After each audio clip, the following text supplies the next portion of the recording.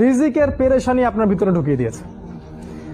প্রতিটা যুবককে জিজ্ঞাসা করেন, দেখবেন পেরেশান যে খাবো কি আর জীবনে করবোটা কি। দেখবেন মানে ভাবখানা এমন যে ও যদি 5 ওয়াক্ত নামাজ পড়ে, কোরআন তেলাওয়াত করে, রোজা রাখে, আল্লাহর হুকুম সব মেনে চলে, হ্যাঁ খুব মুত্তাকি মানুষ, পরেশগার মানুষ, কিন্তু বেচারা একটা ছোট মুদির দোকানে কাজ করে, বেচারা একটা ধরেন সবজি বিক্রি করে বা হালাল কোনো কাপড়ের ব্যবসা করে, ওর ভাবখানা এমন জীবনটাই নষ্ট হয়ে গেল। আমার জীবনে কিছুই করতে পারলাম না, কি করলাম জীবনে, নিজের পায়ে দাঁড়াতেই পারলাম না।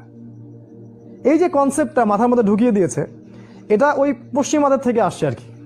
পশ্চিমা থেকে দেশে দেশে, এই দেশ থেকে গভর্নমেন্ট এবং সমাজের মাধ্যমে সব যুবকদের মাথায় মাথায় জীবনে প্রতিষ্ঠিত হতে হবে, দাঁড়াতে হবে। এর মাধ্যমে আপনি কি বোঝাচ্ছেন? ওই ছেলেটা তো আল্লাহর কাছে অনেক বেশি পছন্দের, যে আল্লাহ পাকে সব হুকুম আহকাম মেনে চলে এবং হালাল খায়, মাশাআল্লাহ। আল্লাহ পাক তাকে সত্যবাদী নবীদের